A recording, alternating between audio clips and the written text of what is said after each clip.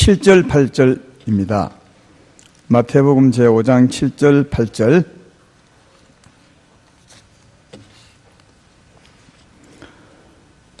찾으셨죠? 마태복음 5장 7절, 8절. 다 같이 시작. 긍휼히 여기는 자는 복이 있나니 그들이 긍휼히 여김을 받을 것이며, 마음이 청결한 자는 복이 있나니 그들이 하나님을 볼 것이며. 아멘. 9절까지 하려다가 아무래도 시간이 모자랄 것 같아서 7절, 8절만 이번 시간에 하겠습니다. 오늘 제목은 긍휼히 여기는 마음, 청결한 마음, 복이 있다는 거죠. 이 마음을 생각하면서 주의 말씀을 잘 들으시면 좋겠습니다. 요즘 핸드폰에 문자들 많이 오시고 또 좋은 글도 많이 오죠. 얼마 전에 제게도 좋은 글이 하나 와서 오늘 이 말씀에 좀 전하면 좋겠다 생각이 되어서 오늘 내게 온 그 글을 인용하려 합니다. 미국에서 일어난 일인데요. 어느 아주 무더운 여름날 미국의 메릴랜드라는 곳에 어떤 남루한 옷을 입은 고학생 청년이 왔습니다. 그는 책을 파는 외판원이었는데 남루한 옷을 입은 것처럼 너무 더위에 지치고 또 배가 고팠습니다. 책 파는 것은 고사하고 너무 배고파서 너무 힘들어서 어떻게 하면 허기를 채울까 하는 생각으로 메릴랜드 그 동네 맨 첫 집에 들어갔습니다. 아주 허름한 집이었는데 그곳에 책을 들고 들어갔더니 어린 여자아이가, 소녀가 그를 맞아 주었습니다. 그러면서 책을 들고 오는 것을 보고 하는 말이, 우리 집은 너무 가난해서 책을 사줄 수는 없습니다. 미안합니다. 이렇게 해줬습니다. 그때 고학생 청년 책 외파는 청년이 책은 괜찮습니다. 너무 배가 고프고 힘드니 시원한 우유 한 잔만 주면 좋겠습니다. 그랬습니다. 그랬더니 이 여자 소녀 아이가 들어가서 깨끗한 쟁반에 우유 2잔을 갖고 왔습니다. 한 잔을 달라 하는데 우유 2잔을 주는 것은 사랑이 더 보태진 겁니다. 보통 한 잔 달라 할 때는 마지못해 한 잔 줄 수도 있고 그런데 그게 2잔을 준 것은 따뜻한 마음이 보태진 거죠. 그래서 이 청년이 시원하게 우유를 마시고 난 후에 그 소녀의 친절이 너무너무 고마워서 이름을 묻고 그 동네와 함께 이름을 적어 두었습니다. 그리고 세월이 한 20년 지난 후에 메릴랜드가 많이 변했겠죠. 거기에 큰 종합병원이 있었는데 그 종합병원에 여성 중환자가 실려왔습니다. 그래서 그 병원의 병원장이 하워드 켈리라는 의사 박사였는데 그가 그 중환자를 보고 의사들을 다 동원해서 그 중환자를 고치고 회복시켜 주었습니다. 근데 이제 고침받고 회복은 되었지만 그 치료비가 만만치 않았습니다. 미국은 보험 제도가 우리보다 좀 안 좋아서 치료비가 굉장합니다. 하여튼 병원에 가서 수술하려면 꼭 1,000만 원 이상은 나온답니다. 우리에게는 한 10만 원, 20만 원만 해도 될 것을 1,000만 원 이렇게 나온답니다. 그래서 수술비가 $10,000, 1,200만 원쯤 나왔습니다. 그래서 걱정하고 있는데 치료비 청구서가 그 여자에게 전달이 되었습니다. 근데 더 놀라운 것은 청구서 그 맨 뒤에 이런 글이 있었습니다. 20년 전에 저에게 대접해 주신 우유 2잔이 치료비입니다. 그렇게 했습니다. 그 병원장님이 전에 그 고학생이었다는 것입니다. 고학생이었고 이 여자 환자가 그때 우유 2잔을 대접해 준 그 여자 환자였습니다. 그래서 그 병원장이 그 숫집에 적어뒀던 그 여자의 이름을 보고 치료해주고 회복시켜 주었습니다. 그래서 20년 전에 저에게 대접해준 우유 2잔이 치료입니다. 해서 치료를 잘 받고 나왔다는 얘기입니다. 20년 전에 이 여자아이가 정말 힘든 사람에게 긍휼을 베풀었더니 20년 후에 긍휼을 다시 받게 되었다 하는 겁니다. 긍휼을 베푸는 자, 긍휼을 받게 되어 있습니다. 그러나 우리가 이 세상에 이런 일을 하고 또 이런 일을 만나고 살지만 이런 일은 항상 이런 결과를 가져오는 것은 아닙니다. 그렇지 않습니까? 어떤 사람은 은혜를 베풀어 주고 오히려 더 어려움을 당한 그런 분도 많이 있습니다. 어제 누가 TV에 나와서 유명한 분이 하는 말을 들었습니다. 한의사인데요.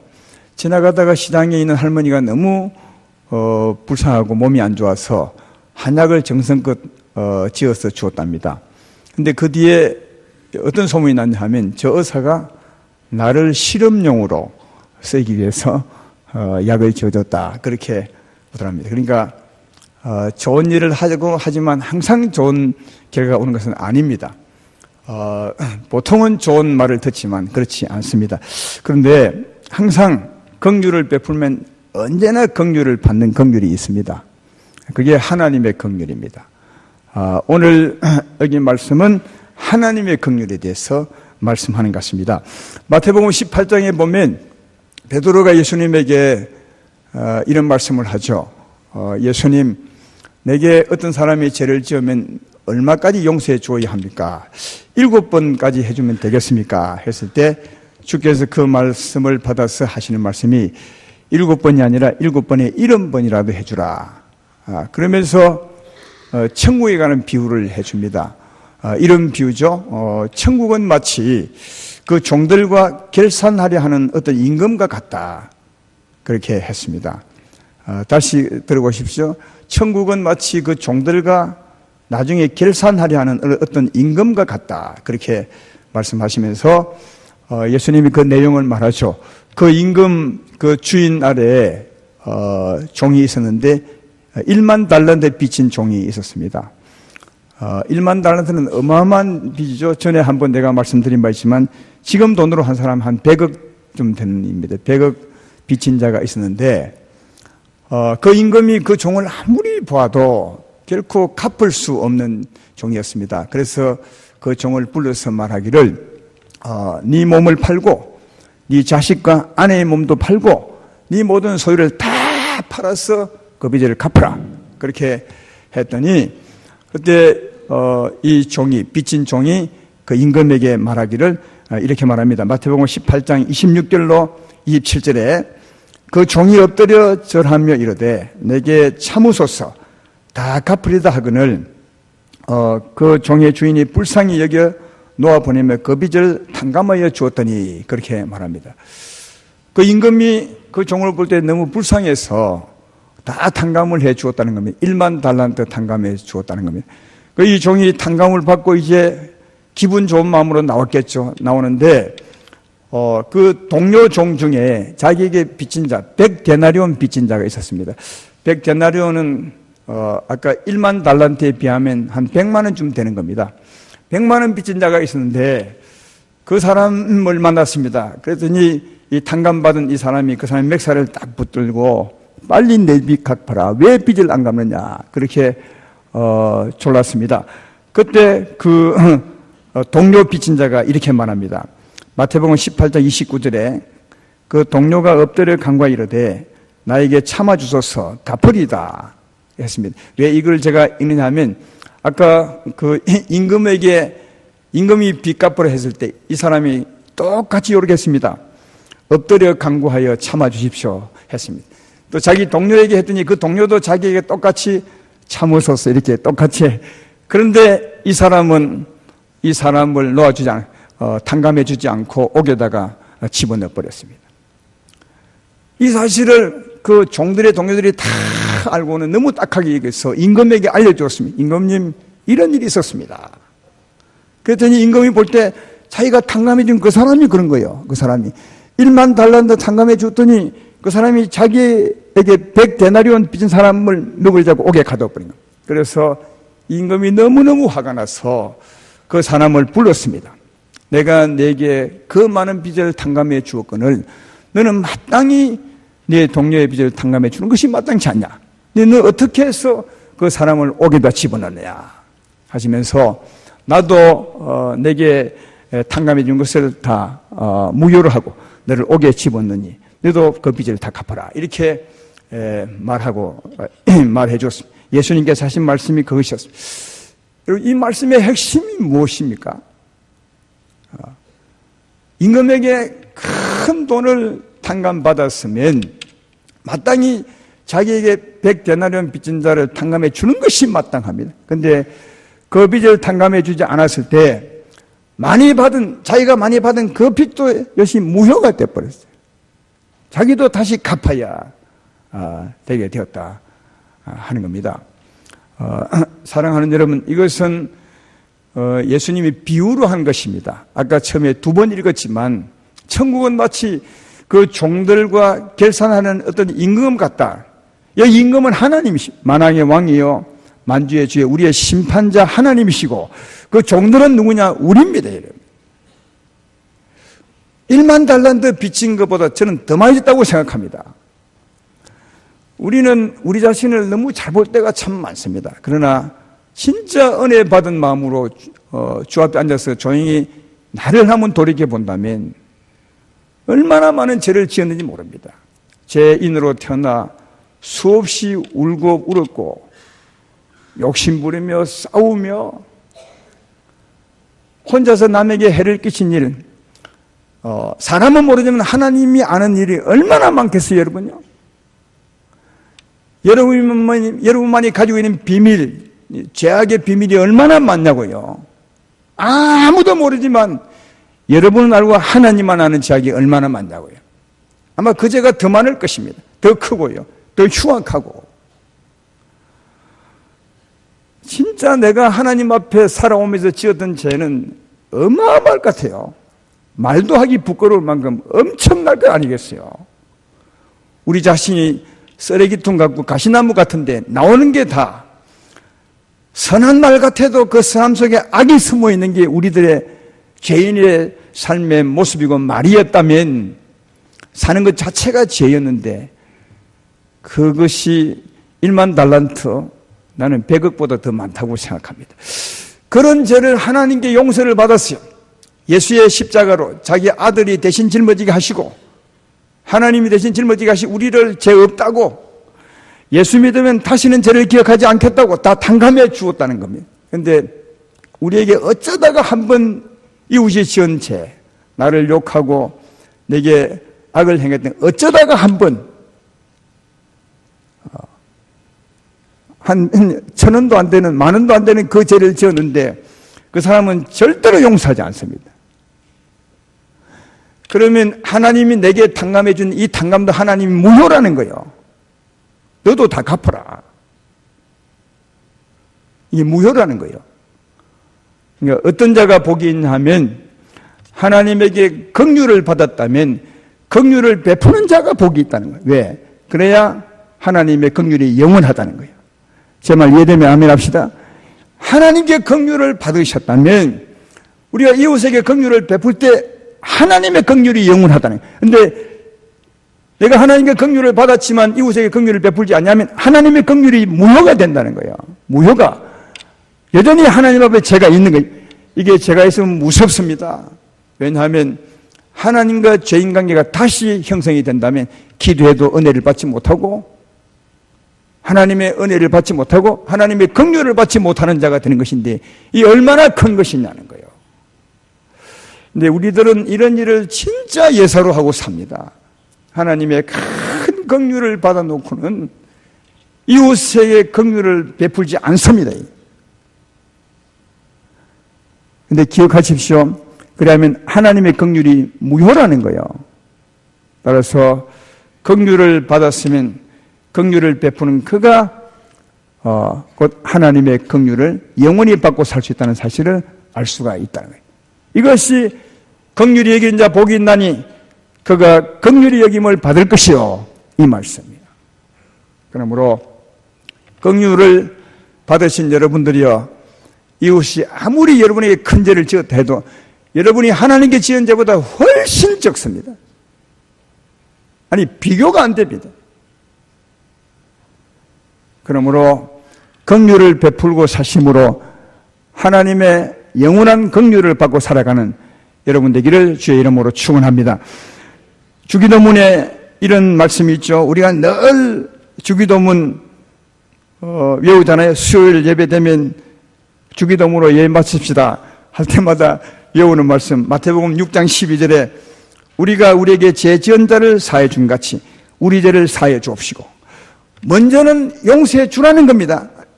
이건 누구에게 한 말이냐? 주기도문을 외우는 사람이니까 이미 용서를 받은 자에게 말하는 거예요. 하나님의 큰 긍휼을 받은 사람에게 말하기는 네가 먼저 용서하라. 그래야 네가 하나님의 긍휼을 받을 수 있다. 긍휼을 베풀어야 긍휼을 받을 수 있다고 그렇게 말씀합니다. 이런 걸 하면 우리 성도님 중에 따지기 좋아하는 사람 이런 분이 있죠. 아니 목사님 그래도 그렇죠. 내게 죄 지은 사람이 내게 용서를 구해야 용서해 줄 수 있지 않습니까? 하나님도 그랬지 않습니까? 이렇게 말하시는 분이 있는데, 여러분 아마 대부분이 그런 생각을 갖고 있을 겁니다. 목사님을 만나보아도 장로님들을 만나보아도 다 그렇습니다. 제가 내게 잘못했으면 제가 용서를 빌어야 내가 용서할 수 있죠. 맞는 말 같죠? 물론 맞는 말입니다. 그러나 진짜 맞는 말은 아니에요. 물어봅시다. 여러분이 진짜 하나님에게 용서를 구했기 때문에, 회개했기 때문에 하나님 용서하신 겁니까? 그때야 비로소? 다시 한번 물어봅시다. 여러분이 진짜 하나님에게 용서를 구했기 때문에 하나님이 그때야 용서하신 겁니까? 천만에요. 그렇지 않습니다. 하나님은 그 전에, 우리가 용서하기도 전에, 용서를 구하기 전에 이미 하나님은 용서해 놓고 시작하셨어요. 로마서 5장 8절에 그렇게 말하잖아요. 우리가 아직 죄인 되었을 때 그리스도께서 우리를 위하여 죽으심으로 하나님께서 우리에 대한 자기의 사랑을 확증하셨느니라. 로마서 5장 10절에 우리가 원수 되었을 때 그의 아들의 죽으심으로 말미암아 하나님과 화목하게 되었은즉, 우리가 예수도 믿기 전에 죄 가운데 살 때 하나님의 원수, 여러분 죄인은 하나님께 대하여 원수로 사는 사람입니다. 하나님은 사랑인데 미워한다면 하나님께 대하여 원수로 사는 사람들이죠. 그때 하나님은 자기 아들을 보내사 우리 죄를 짊어지시고 우리를 이미 용서해 놓으셨다는 거예요. 이미 우리가 회개하기 전에 이미 용서해 놓으셨어요. 이게 우리 향한 하나님의 사랑이라고 말해요. 물론 하나님이 용서해 놓았지만 우리가 하나님의 은혜를 받을 때는 우리가 회개해야 되죠. 이건 우리가 은혜 받을 때는 말하는 거예요. 우리가 회개할 때 하나님의 은혜, 하나님의 영광을 볼 수 있습니다. 그러나 하나님 편에 보면 이미 용서해 놓았어요. 자기에게 용서를 구하지 않았는데도 그가 대신 책임지고 이미 용서를 해 놓으셨어요. 이 용서를 받는 것은 내가 회개할 때지만 하나님 용서는 그 전이라는 거예요. 근데 우리들은 말할 때 하나님도 우리가 회개할 때 용서하지 않습니까? 하나님 용서는 회개 전에 용서했다니까요. 그 말은 맞지 않다는 거예요. 따라서 여러분에게 죄 지은 사람이 여러분에게 용서를 구하지 않더라도 여러분은 용서해 주셔야 돼요.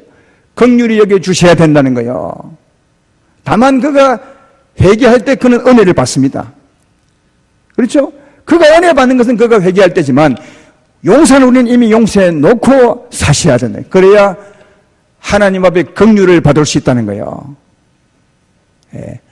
긍휼히 여기는 자 복이 있나니 하나님의 긍휼을 받을 것이며, 이 말은 죄 지은 자일지라도 용서하는 것입니다. 긍휼을 베풀어 놓은 것입니다. 그가 내게 회개하지 않더라도 긍휼을 베풀어 놓는 것입니다. 이해되십니까? 그래서 여러분은 그 죄에서 자유한 자가 되실 때 하나님의 긍휼을 받는다는 거예요. 쉬운 일은 아니에요. 다 쉬운 일 아니기 때문에 말합니다.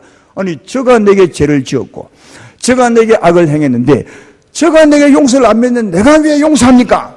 맞는 말 같으십니까? 그러나 하나님의 마음에는 이러지 못한 거라는 거예요. 하나님은 그런 상에서 용서해 놓고 기다리셨어요.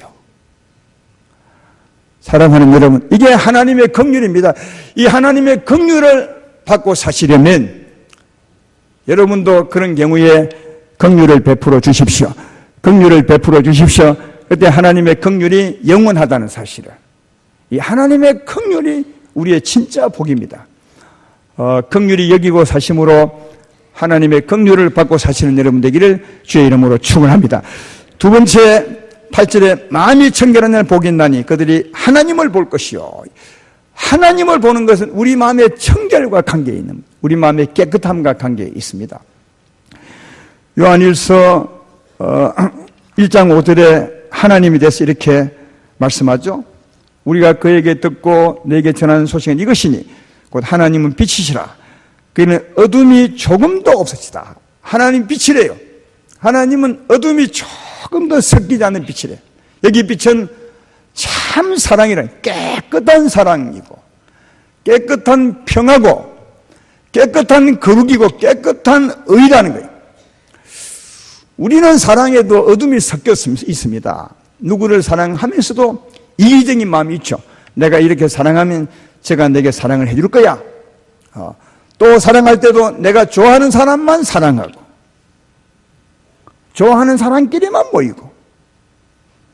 이 교회는 이렇게 하면 안 됩니다. 교회는 좋아하는 사람끼리만 모이는 것이 아니라 오히려 마음에 안 드는 사람도 좀 만나서 그와 관계를 회복하는 게 주의 마음이 아니겠는가 그렇게 생각합니다. 어쨌든 우리는 사랑하면서도 그 속에 불순물이 섞였어요. 그러나 주님은 깨끗하다. 어둠이 조금도 없다는 거예요. 그런데 주님의 형상, 깨끗한 사랑, 깨끗한 의, 깨끗한 거룩함이죠. 이것은 어디서 만날 수 있느냐? 깨끗한 마음에서 만날 수 있는 겁니다. 여러분, 하나님은 영이십니다. 하나님의 형상은 깨끗한 사랑, 깨끗한 평화, 이게 하나님의 형상입니다. 하나님의 얼굴이죠.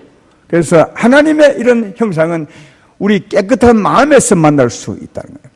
그래서 사랑하는 여러분, 하나님의 얼굴을 볼 수 있는 비결은 여러분 마음에 있습니다. 마음이 깨끗하면, 하나님처럼 깨끗하면 하나님을 볼 수 있다 하는 겁니다. 자, 그러면 우리 마음을 어떻게 깨끗하게 할 수 있어요? 우리가 할 수 없어요. 옷에 때가 묻으면, 흰 옷에 때가 묻으면 그 비누나 표백때를 가지고 그 때를 뽑아냅니다. 그렇죠? 마찬가지로 우리 영혼에 때가 묻으면 우리가 씻을 수 없어요. 성령이 씻을 수 있어요. 성령이 우리 영혼의 표백제입니다. 이렇게 표현하면 뭐하지만 성령이 우리를 정결하게 할 수가 있습니다. 에스겔서 36장 25절에 이렇게 말합니다. 맑은 물을 너에게 뿌려서 너희로 정결하게 하되 곧 너희 모든 더러운 것에서 모든 우상 숭배에서 너희를 청결하게 할 것이며. 죄를 지으면 우리 영혼에 때가 묻습니다. 추한 때들이 다 묻죠. 하나도 사라지지 않습니다. 이 때들을 무엇이 씻어내느냐? 맑은 물, 성령의 맑은 물이 깨끗하게 씻어내는 겁니다. 그런데 우리가 어떻게 할 때 씻어내십니까? 우리 편에 보면 회개할 때죠. 정말 진심으로 우리가 지었던 죄를 뉘우치고 회개할 때 그때 누가 성령이 역사하는 거죠. 가만히 있는데 주님이 씻어주지 않으세요. 우리가 회개할 때 주님이 오셔서, 성령 오셔서 우리를 씻어내는 것입니다. 깨끗한 마음이 되죠. 그래서 깨끗한 마음이 될 때 그때 성령이 그곳에 오셔서 자정하셔서 자기를 나타내는 겁니다.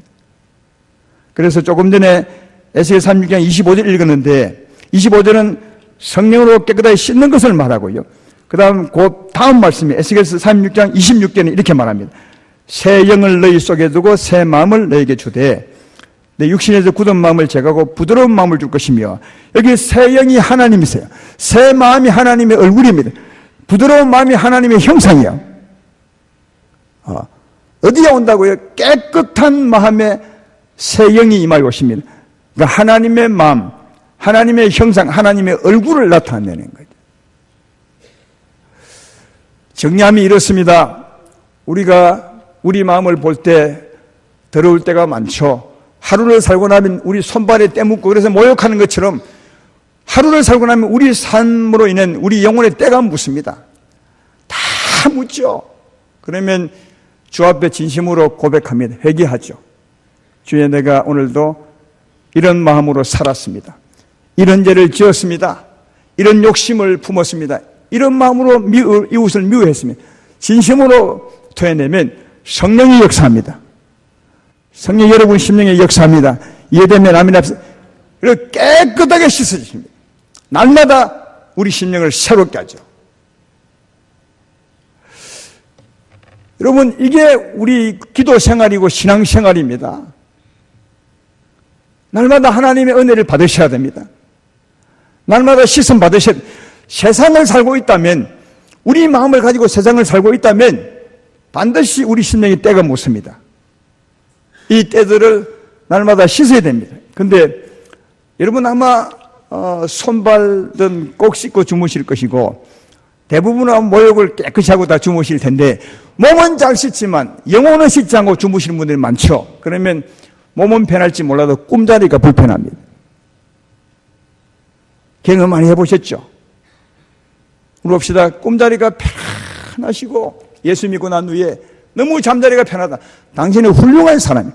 아마 기도를 많이 하고 성령의 은혜를 많이 받고 사는 사람입니다. 심령이 정결한 사람일 것입니다. 그러나 기도해야 되는 걸 알면서도 오늘 일이 너무 복잡하게 살았는데 너무 힘들었는데 기도하다니 귀찮고 하기 싫어서 주무신 분은 그날 밤에 굉장히 꿈자리가 사나울 겁니다. 왠지 아십니까? 마음이 더럽기 때문에 하나님이 역사하지 않은 겁니다. 사망이 역사죠. 그래서 꿈자리가 불편한 겁니다. 하나님과 우리는 너무 밀접한 관계를 가지고 사는 겁니다. 신앙생활은 우리 삶입니다. 일주일에 한 번 교회 와서 예배드리는 이것이 신앙생활이 아닙니다, 여러분. 우리 매일 삶에 하나님의 은혜를 받고 사는 겁니다.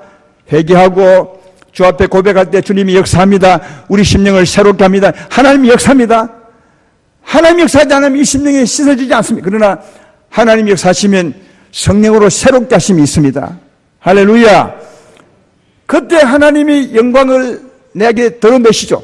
내게 계신 주님이 그의 얼굴을 드러내시죠. 하나님의 참 사랑과 하나님의 깨끗한 평안과 하나님의 거룩한 의와 하나님의 진실함을 드러내. 그게 하나님의 얼굴입니다. 이게 하나님을 보는 겁니다. 우리는 하나님을 본다는 것을 이해 못해서 저 기도원이나 가면 환상 가운데 하나님이 수염이 허연 할아버지처럼 나타나서 그건 하나님이 아닙니다. 당신이 잘못 오해한 겁니다. 하나님은 영이십니다. 하나님은 육체가 아닙니다. 하나님의 영입니다. 하나님의 형상은 은혜롭고 자비롭고 노하기를 더디하며 인애와 진실이 많은 것입니다. 그건 우리 마음에 나타나는 겁니다. 우리 심령에 정결할 때 하나님은 우리에게 부드러운 마음, 새 마음을 우리에게 나타내는 겁니다. 이게 하나님의 형상입니다. 하나님 얼굴은 매일 보고 살아야 합니다. 여러분, 하나님의 얼굴은 가끔씩 보다가 안 보고 하는 것이 아닙니다, 여러분. 매일 우리 심령에 보는 겁니다. 마음이 청결한 자 복이 있나니 제가 하나님을 볼 것이요. 예배가 무엇입니까? 우리는 예배 드린다 하기도 하고 예배 본다고 하는, 예배 뭘 보는 것입니까? 하나님의 얼굴을 보는 게 예배입니다. 어떻게 해요? 예배 중에 말씀 중에 회개하고 말씀대로 주님을 바라볼 때 주께서 우리 심령에 역사합니다. 물론 주님은 그전부터 우리에게 계셨습니다. 여러분과 함께 계셨습니다. 믿으면 아멘 합시다. 그러나 우리 심령이 들어오면 주의 형상을 볼 수가 없습니다. 그러나 예배 중에 회개하고 주의 말씀을 바라볼 때 주님이 함께했던 주님이 영광을 드러내시는 거죠. 그의 사랑과 그의 평안과 그의 기쁨을 드러내시는 겁니다. 이게 예배를 보는 겁니다. 하나님의 얼굴을 보는 것입니다. 제 말 이해되십니까? 이 예배 중에 주의 얼굴을 보지 못한다면 당신은 예배를 안 드린 겁니다. 그냥 예배는 참석은 했을지라도 예배를 못 본 겁니다. 아무런 은혜를 받지 못한 겁니다. 마음이 청결한 자 복이 있다는 말은 복이 있어 하나님을 볼 것이요. 그 말은 이런 뜻입니다. 시편 24편 3절로 4절에 이런 말씀이 있습니다. 여호와의 산에 오를 자가 누구며 그의 거룩한 곳에 설 자가 누구인가? 곧 손이 깨끗하며 마음이 청결하며 뜻을 허탄한 데 두지 아니하며 거짓 맹세하지 아니하는 자로다. 여호와의 산에 올라간다는 말이 뭐죠? 하나님의 얼굴을 뵙는 것입니다. 하나님의 영광을 보는 것입니다. 어떤 자라고요? 손이 깨끗하며 마음이 청결하며 뜻을 헛하는 데 두지 아니하며 거짓 맹세하지 아니하는 자. 이걸 가만히 보면 한마디로 말하면 마음이 청결한 것입니다. 손이 깨끗한 게 뭡니까? 남을 때리지 않고 속이지 않고 빼앗지 않는 겁니다. 마음이 깨끗한 겁니다. 뜻을 헛하는 데 두지 않고 마음이 깨끗한 겁니다. 그죠? 마음이 청결한 사람 하나님의 성산에 오를 수 있습니다. 주의 영광을 바라볼 수 있습니다. 날마다 여러분의 심령을 주 앞에서 새롭게 하심으로 주의 은혜로 청결함을 얻음으로 하나님의 얼굴을 뵙고 살아가시는 충만한 여러분 되기를 주의 이름으로 축원합니다. 아름다운 교회 성도 여러분, 여러분들은 여러분에게 악을 행하는 사람, 해를 끼치는 사람, 또 손해를 끼치는 사람, 욕하는 사람을 향해서 어떤 마음이 듭니까? 그런 경우 많죠. 그럴 경우에 진짜 불쌍히 여기는 마음이 있습니까? 아니 마음 한구석이라도 사람인지라 욕을 하는 말을 들으면 기분이 나쁘죠. 그러나 기분 나쁜 가운데서도 그 마음 깊숙이 불쌍히 여기는 마음이 있으십니까? 당신은 복을 받은 자입니다. 왠지 아십니까? 여러분, 이웃을 긍휼히 여기는 마음, 불쌍히 여기는 마음은 절대로 우리 인생에 있는 것이 아닙니다. 나를 불쌍히 여기신 하나님의 마음을 이해하고 그 하나님 마음이 내게 있을 때 비로소 그런 사람을 향한 긍휼히 여기는 마음이 생기는 겁니다. 그래서 긍휼히 여기는 마음이 있다면 이미 하나님께 그런 복을 받은 것입니다. 우리 죄인들은 어떤 마음이 정상이냐? 누가 욕할 때 같이 욕하고 또 나쁜 명이나 어두운 면을 볼 때 마음이 막 불편하고 욕을 하고 싶고 이게 정상입니다, 여러분. 예수 믿지 않은 사람, 하나님의 은혜를 받지 못한 사람은 이 반응이 진짜 정상입니다. 죄인들의 반응이죠. 그러나 그게 정상인데 근데 비정상처럼 그런 사람을 향해서 마음이 불쌍한 마음이 든다면 그건 하나님의 은혜라는 거예요. 하나님이 이미 그런 은혜를 주셨기 때문에 하나님 마음을 가졌기 때문에 그런 마음을 가질 수 있는 것입니다. 그래서 긍휼히 여기는 자, 이미 하나님께 복을 받은 자라는 거예요. 왜? 하나님의 마음을 가진 것이니까. 어제 결혼식 줄에 갔습니다. 배명선 목사님 따님 결혼해서 갔는데 거기 옛날에 사년 식구들이 다 거의 많이 왔더만요. 다 오는 것은 아니지만 전에 우리가 같이 있다가 싸우다 간 분들 다 와 있더라고요. 보니까 참 신기하죠. 진짜 하나님께 감사해요. 전혀 밉지가 않아요. 정말이요. 하나님이 나를 알 거예요. 밉지가 않아요. 너무 긍휼히 여기는 마음이 생겨요. 악수를 다 했습니다. 잘 계시냐고. 이게 예수님의 긍휼을 모르는 사람들은 저 목사 지금 가식한다, 가정스럽다 하지. 저는 진짜 맹시고 가정한 게 하지 않았어요. 그래서 내가 놀랐어요. 야, 나는 그런 사람이 아니었는데 이런 마음을 내가 가지고 악수를 했다면 이건 진짜 하나님 마음이다. 저는 진짜 옛날에 그리 하지 않았어요. 조금 누가 흠이 있으면 못 견뎠어요. 막 한마디 해줘야 되고 욕하면 같이 싸워야 되고. 저도 옛날에 싸움을 잘했습니다. 그리 했어야 맞는데 요즘은 노예 가면 나를 그래요. 그러니까 순진하다 할 때는 꼭 바보 같다고 할 때 말하는 자 하잖아요. 나를 순진하다 이렇게 봐요. 그러니까 마음씨 좋은 목사로. 글 속에는 약간 비꼬는 어디 있는 것 같아요. 저 목사 약간 병신 같다. 그런 건 아니겠지만 저요 그런 사람 아니에요. 싸움 잘해요. 누구한테 운동 접은 적이 없어요. 미안해. 내 자랑 한 번 더 합시다. 육신의 자랑. 산학교 거기에 다 운동 잘하는 사람이 다 와요. 거기요. 근데 산학교 입학할 때 그쪽에 운동체과는 점수에 내가 1등 했어요. 그러니까 여러분 제가 고등학교까지는 얼마나 그런 일에 맹랑하고 한지 아십니까? 사람이 바뀌어버리지 그런데요. 사람들이 나보고 순진하다 할 만큼 바뀌었어요. 하나님 은혜입니다. 나 건드리지 마세요. 싸움 잘합니다. 진짜 하나님의 은혜요. 하나님의 은혜입니다. 정말 놀란 게, 내게 어떻게 저런 마음이 있지? 그렇게 내게 해를 끼치고 간 사람인데. 그래, 이 말씀이 오늘 있는 거예요. 긍휼히 여긴 자 복이 있나니. 이미 하나님께 복을 받은 거라니. 긍휼히 여기는 마음은 하나님의 긍휼히 여기는 마음을 내가 받은 거라고요. 이미 복을 받은 거예요. 그래야 긍휼히 여길 수 있어요. 긍휼히 여기는 마음은 하나님이 주시는 거예요. 그래서 하나님께 구하셔야 돼요. 그 긍휼히 여기고 살 때 왜 복이 있냐? 하나님의 긍휼을 받아요. 할렐루야. 그래서 긍휼히 여기고 사는 자가 복이 있는 것은 하나님의 긍휼이 영원하다는 거예요. 여러분, 하나님이 나를 향한 긍휼이 영원한 것보다 더 큰 복이 있습니까? 내가 하나님의 긍휼을 영원히 받는 것은 내가 이웃에 대해 긍휼이 여기는 것입니다. 근데 긍휼히 여기는 이 마음이 하나님께로부터 온 것이라면 얼마나 큰 복을 받고 사는 것입니까? 이 하나님의 긍휼의 복을 받고 살아가시는, 그래서 하나님의 영원한 긍휼을 받고 살아가시는 여러분 되기를 주의 이름으로 축원합니다. 또 여러분이 살아가는 동안 마음이 추할 때가 많을 것입니다. 많을 정도가 아니라 진짜 많죠. 마음이 불편하고 악한 마음이 들고 염려가 되고 걱정과 두려움이 쌓일 때가 많습니다. 그때 그 마음이 싫어서 이 마음을 버리고 청결한 마음을 갖고 싶을 때가 있을 거예요. 그래서 회개함으로 예수를 바라봄으로 주여 내게 청결한 마음을 주십시오. 이런 사람이 있다면 그 사람은 이미 복을 받은 거예요. 이미 복을 받은 것입니다. 아까도 말했지만 우리 마음을 청결케 하는 것은 우리의 실력이 아니라 하나님의 은혜입니다. 여러분이 여러분 마음을 깨끗하게 씻을 수 있나요? 여러분이 여러분 마음을 청결하게 할 수 있나요? 아무도 없어요. 옷에 때 묻은 그 때를 지우는 건 표백제를 하듯이 내 영혼을 내가 씻을 수가 없어요.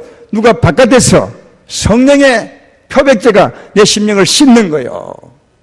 그러면 내 마음이 청결하게 됐다는 말은 하나님의 은혜입니다. 이사야 1장 18절 말씀에 이런 말씀이 있죠. 여호와께서 말씀하시되 오라 우리가 서로 변론하자. 너희의 주홍 같을지라도 눈과 같이 희어질 것이요 진홍같이 붉을지라도 양털같이 희게 되리라.